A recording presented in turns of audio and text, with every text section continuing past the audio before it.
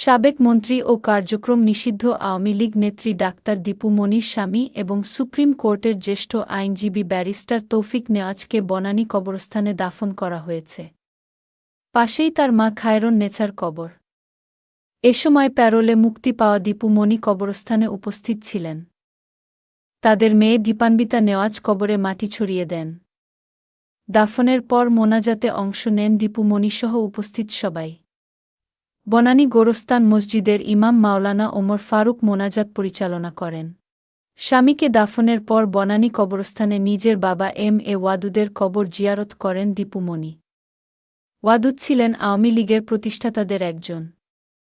কবর জিয়ারত শেষে বৃষ্টির মধ্যেই দীপু মনিকে প্রিজন ভ্যানে তোলা হয়।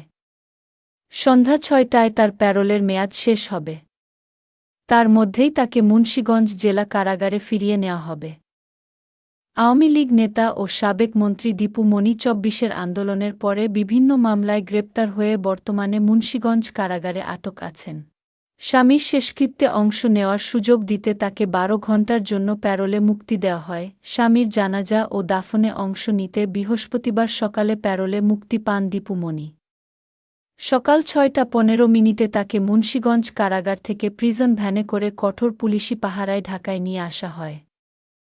সকাল সোয়া ৮টায় তিনি কলাবাগানের বাসায় পৌঁছান।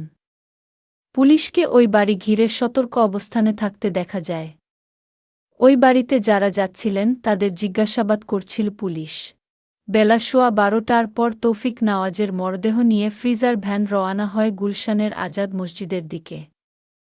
এর পরপরই দীপু মনিকে প্রিজন ভ্যানে করে সেখানে নিয়ে যাওয়া হয়। বাদ জোহর আজাদ মসজিদে যখন জানাজার নামাজ চলছিল, দীপু মনি বাইরে প্রিজন ভ্যানে ছিলেন। জানাজা শেষে ভ্যান থেকে নেমে শেষবারের মতো স্বামীকে দেখেন তিনি। এ সময় আবেগঘন পরিবেশ সৃষ্টি হয়। বেলা ২টার দিকে দীপু মনিকে আবার প্রিজন ভ্যানে করে বনানী কবরস্থানে নিয়ে যাওয়া হয়। দাফন শেষে সেই ভ্যান তাকে নিয়ে রওনা হয় মুন্সিগঞ্জ জেলা কারাগারের উদ্দেশ্যে।